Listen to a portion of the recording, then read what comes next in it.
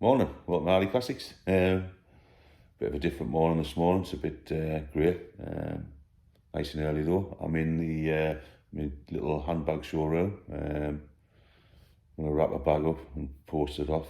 Sold the one last night. Well, I'll not be wrapping it up. Just want to have a look at a few bits and bobs.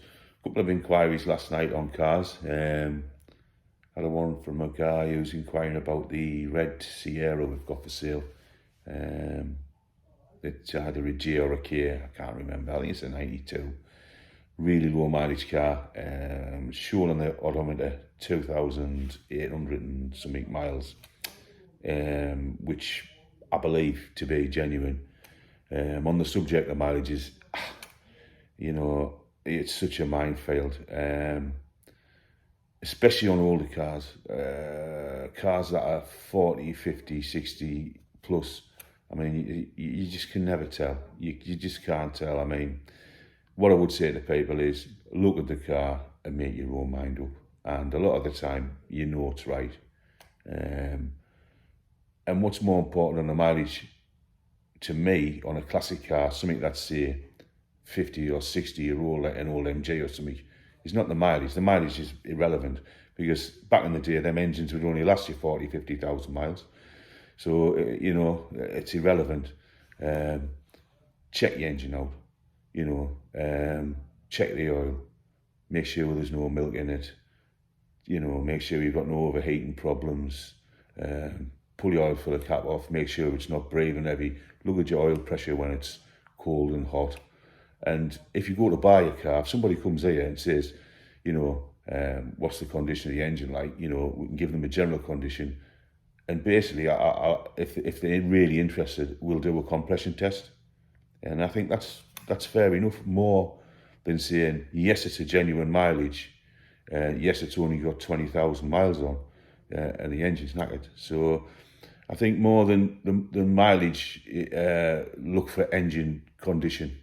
And even the work that the engines have done recently, I mean, that we've had some cars in here and they've had thousands of pounds worth of work done, but it doesn't mean to say the work's done properly. So what I'm going to do this morning, I'm going to nip up to my storage facility. I'll show you this Sierra, I'll pull the covers off and show you, see what you think about it. I think it's a nice car, I want to put away for the future. So I'll see you at the storage shed. Before I go up the shed, I'm going to pull my Mondial out, my Ferrari, and do a little walk around on that. I haven't done a walk around on that. The reason I'm showing you this little van is we also buy and sell vans and tractors. So there's a nice little Ford courier van here in white, one owner. Some mileage shown. Mileage 67,000. It's nice and clean in here in the back. It's obviously been used. A few scratches on the dash there. Nice tidy thing. Give us a shout if you fancy a nice little van, low mileage. Right, we'll go and pull this Ferrari out.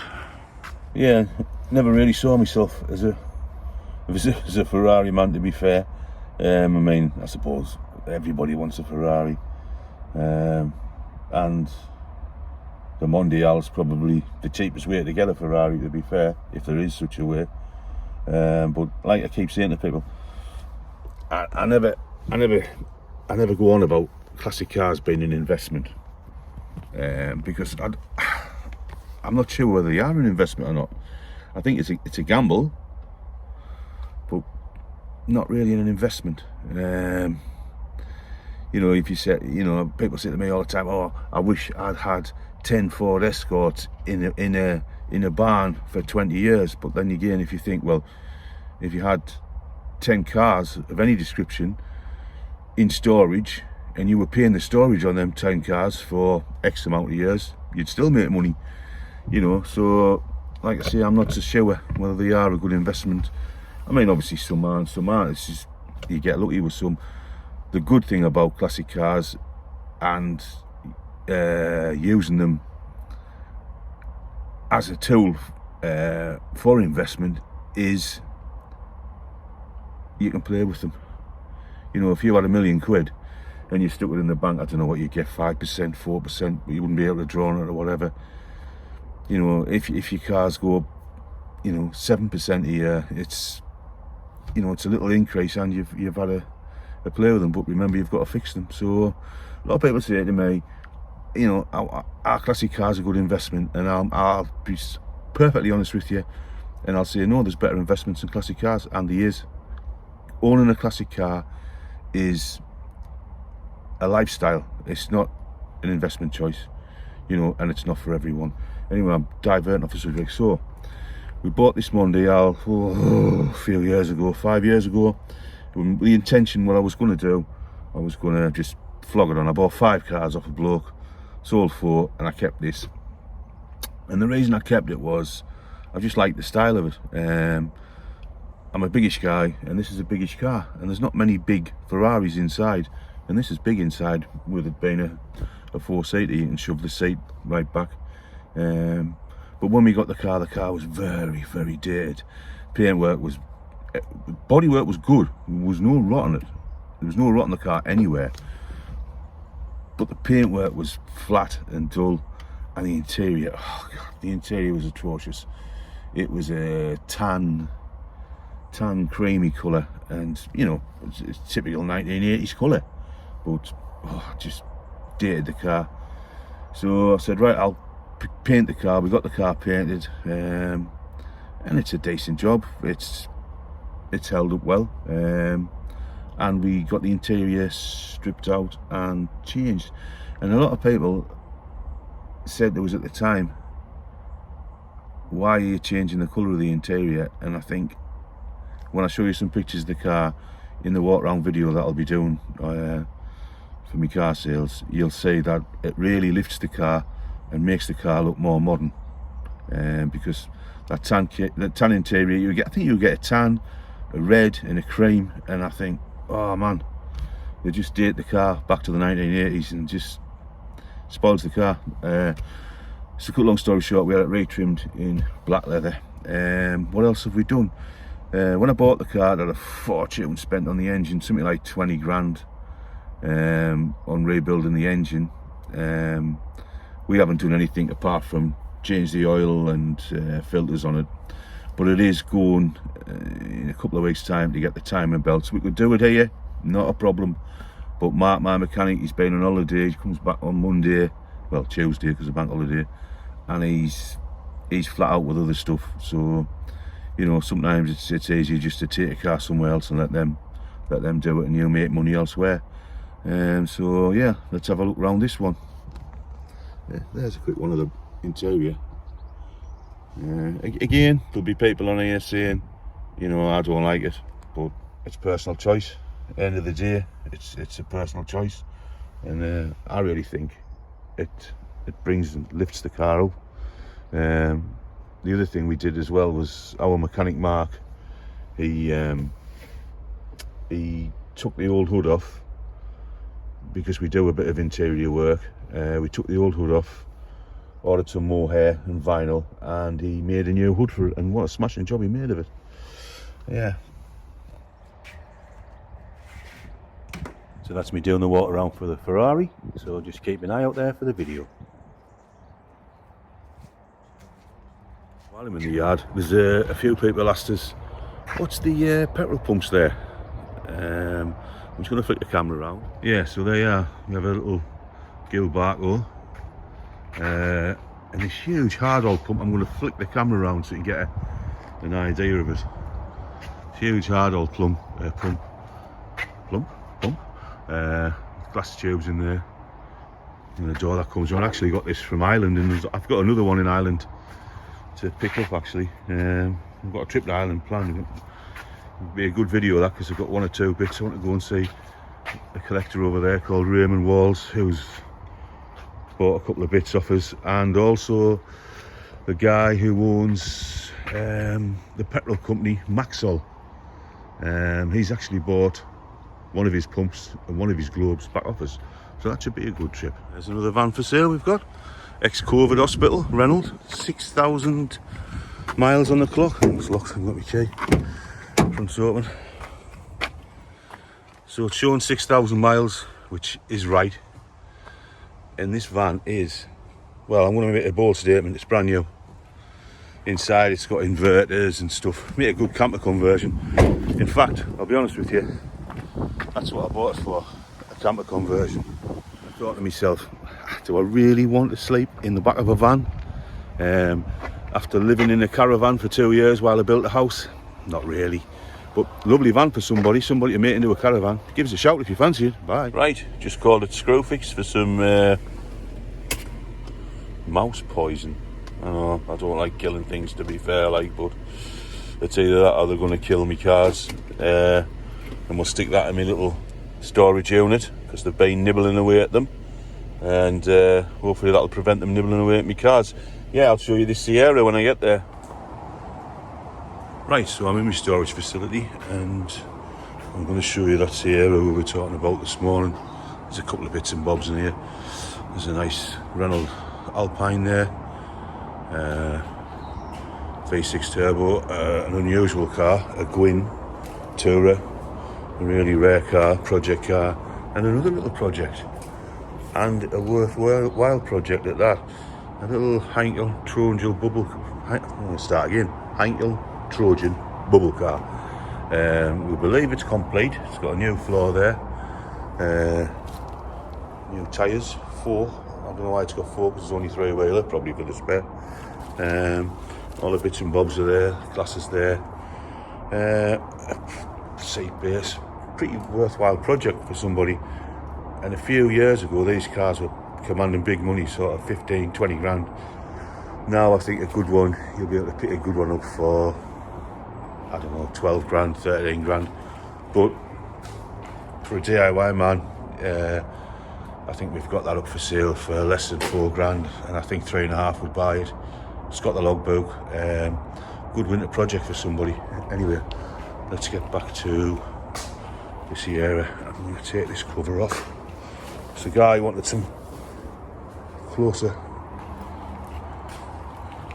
pictures of the engine bay and the door skins for some reason. So I'll step back. And there it is. We'll have a look at the door skins, what he was wanting pictures of. So yeah, they're pretty good, aren't they? In fact, they're brilliant, aren't they?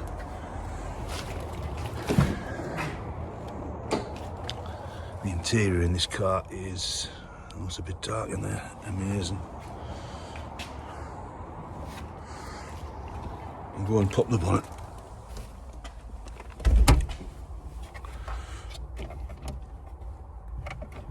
Have a look. Oh. Might have to put the phone down when I lift this up. There you go, there's the engine bay. And she is rock solid. Under there.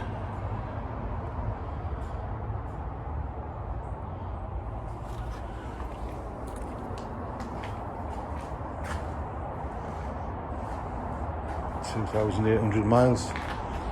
Is it right? I don't know. Certainly looks right, but you can never tell. The little bit of history we have says it is right, and that's all I can really work on, you know. So that's it. I'll send these pictures off, and we'll move on a bit further. To Sierra, we'll put it back under wraps, send him the pictures of the corners of the doors, why he wanted them, I don't know, and we'll move on a bit further. We're now going to go up to the refurbishment house. We're actually refurbishing a house for my son in Durham City. Give you a quick little tour of it. It's just another business that we have. We've got another building company. Show you what we've been doing to upset the neighbours, and we have upset them a little bit.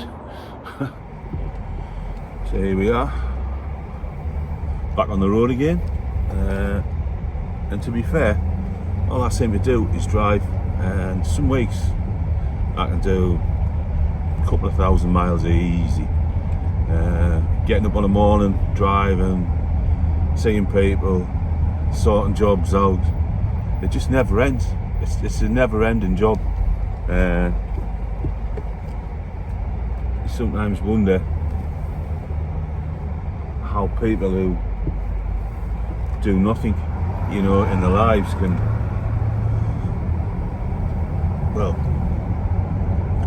live. I couldn't live without being busy. Some people say I'm crazy because I've got too many things on the go, but other people who really knows just know they'll say, Hardy, there's no chance in this world you could ever do two things. One, that is work for somebody else, because you've worked for yourself since you were 19, and two, sit in your ass, because you can't. I physically can't do it. It does me head in, honestly, and it boils us up when you get people sitting there saying, oh, it's all right for you, you're all right, you've done all right, and you're fairly saying, yeah, well, I've done all right because I've gotten off my arse and done something. I wasn't born with an extra arm or an extra leg. You know what I mean? We're all born the same. It's just what we do with it that counts. So there you go. Anyway, I'm going to be pulling up at the house shortly, and I'll show you some footage of what we've been doing inside. You may or not be interested, I don't know, but you can have a look. Just want to show you inside, just to give you an idea of what we do. Like I say, we don't just sell classic cars and motorcycles, automobilia. We do have a building company, civil engineering company, property maintenance company, company selling handbags, and we buy and sell vans, cars, plant and machinery. So we're pretty busy all the time. I'm going to flick this round for a second inside, and I'll show you what we've been doing in this house. When people say to you, oh, yeah, we did the same as you, we stripped the house out, we refurbished it. What they really mean is they knocked a bit of plaster off the wall and skimmed over the top. This one was pretty much like the one we did at home, where we just got rid of everything and started again, which is a pretty bold thing to do, but I think it's going to make a nice house. I'll show you around. So we come through the front door, and originally here was a bay window. So what we've done is we've took the bay window out, and it hasn't given us a load of space, but it's given us a bit more space. And on a small semi-detached house like this, space is everything. We've open planned the house. We've put a single story extension on the front porch, and this addition for the bay window. Obviously we've reconcreted the floors. We're putting underfloor heating in. We've had to put new stiles in. We've also added this on the back, which is this part is single story, and this part is double story. So we've put a double story extension with the single story orangery. This is going to be the kitchen along this back wall. Coming along here, as you can see, first fix electrics are in. I've got no stairs in yet. And where the back door is, we're putting a downstairs shower here and a utility room here. But the rest of the house downstairs will be open plan. We'll have a look outside. Not a lot to see really. I'll give you an idea of the extension.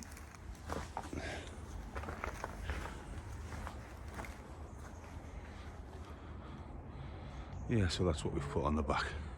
Bifolds and that double story extension. Moving back inside.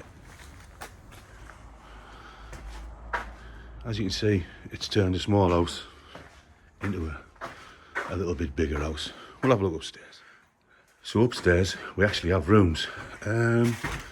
We've gone for tin studs, and I've gone for these because we use them a lot in the office refurbishments we do, and they're a great space saving thing, and they go up very quick. And for me, I like them better than metal studs, wooden studs, because you don't get the warp like you get in a piece of timber. So your walls go up quicker and straighter. So this is the master bedroom. We've put a nice vaulted ceiling in there. First fix electrics. It's not massive, but the house is not massive. We've put a set of French doors on there with a Juliet balcony which will fit. And you can just see there the roof light into the kitchen, orangery, whatever you want to be. Let's move in. So what we've done, we've put a pretty big bathroom in here. For the size of the house, everybody says your bathroom's too big, but I don't think it is. We're going to have a Jack and Jill ensuite bathroom, so that door closes, that door opens, that door opens, that door closes. We'll have his and hers wash basins, WC, roll top bath, and a nice huge walk-in shower. They're just a young couple, haven't got a family, so why have spare rooms? You might as well have a nice bathroom you can enjoy. That's what I say. But talking of spare rooms, we'll walk along here, so you're walking along the corridor, top of the stairs. We've got another room in here. Again, first fix electrics, windows in. This one's ready for the plumbers to come in, then we can get it skimmed. And a small box room here. I think you might squeeze a double bed or a single, I don't know. We've got a void here, which we might make into a single wardrobe or something. Any useful storage space in there. Probably put the internet in there, could even put the boiler or whatever. But there you have it. That's just another video on some of the stuff we do. And I'm out of breath because I climbed up them ladders carrying something. If you're wondering why I'm out of breath. Next stop, I'm going down to the Tame Valley in Gateshead to have a look at some contractors who are working on a job down there. We do a lot of maintenance on the Tame Valley, and I'll catch up with you later. So bye-bye refurbishment house. There you go, there's the extension on the front. We got a lot of stick off the neighbours objecting to planning because we changed the front facade. Everybody has bay windows. Why did we want to change it? Why not? It's only uplifted the street and it'll probably knock the selling price off the street, hopefully. Brickwork needs a good wash down there. We're repointing at the top. We've had terrible weather. The brickies, when they were building it, we've had rain every day, so we'll get all that washed down. It'll look totally different. Yeah, so I've just left the Tame Valley and I've pulled in at Berkeley Services, local service station. Those who don't know where the Tame Valley is, if you've seen the Angel of the North, it's a big trading estate next to that. We do a lot of work for probably one of the biggest property management companies in England, in Europe. We manage a lot of trading estates, so we do a lot of property maintenance on there, and there's never a dull moment, honestly. The jobs are so varied, and it's what I like. You know, one minute you can have a phone call and saying somebody's drove a wagon through the foyer and the whole building's sitting on the wagon roof, to, you know, the roof's blown off the factory, to the tenants have defaulted and left all the machinery or all the contents of the factory in the factory, and we need it out. It has to be gone. So there's never a dull moment. I mean, recently we emptied a unit. It was an engineering works, and they defaulted and left all the engineering equipment.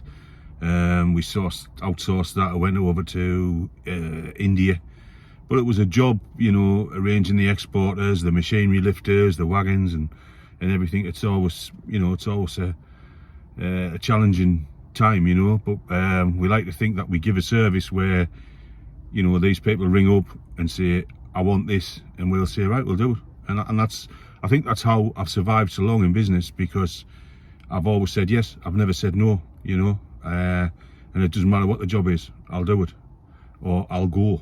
So, you know, ring us up and say, go to Scotland tomorrow morning, I'll be in Scotland. Ring us up and say, you know, go to London tomorrow, I'll be in London. And that's the way I've always worked. And I think that's why I'm still here. I had an interesting conversation 2 minutes ago as well. The transport company who transports a bit of stuff for us have just dropped off another transit pickup truck. It'll be one that'll be coming up for sale.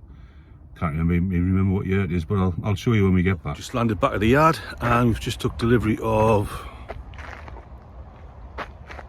a another Transit pickup. Let's have a look at it. There you go, 68 plate, looks a tidy thing. Single wheeler, rear wheel drive, so it should have a heavy duty axle on it. Tipper with a little toolbox. Ooh, complete with the 4 rails on the side and chapter 8 on the back. The tow bar, but the pin's missing. Let's have a look inside the cab. See what the mileage is. Oh, the usual mice have been in the cab and at that side. So we'll pop a new seat base on, but the rest of the seats look tidy. Headlining looks tidy, which is unusual. Dash looks all nice and straight. Looks like there's a camera in the corner there. Let's pop inside. Have a look. Yeah, it's definitely reversing camera. Oh, I don't know what that is. Onboard wear or something, possibly. I don't know. Could be some sort of onboard wear. Let's have a look at the miles on it. I think it's 60 something if I remember rightly. Yeah, 69,000, so not killed with miles, which is what we like. I'll fire her up. 1 mile of diesel in it. And all the lights off there apart from the fuel light, which is always a good thing on a Transit. Turn it off and we'll have a look under the bonnet, see what she looks like. Oh, real straight thing. What we'll do, we'll whip it in the workshops, pull the wheels off it, do the brakes, probably service it. Might do the timing belt on it. It's a wet belt. Notorious, these wet belts.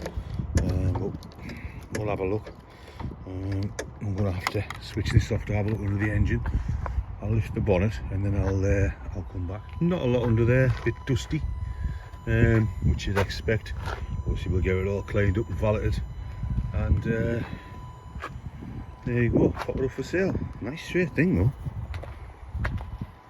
That'll clean up nice, that. A little bit of plastic away there, we'll get that sorted. We'll titillate that body up. But all in all, a nice Transit pickup.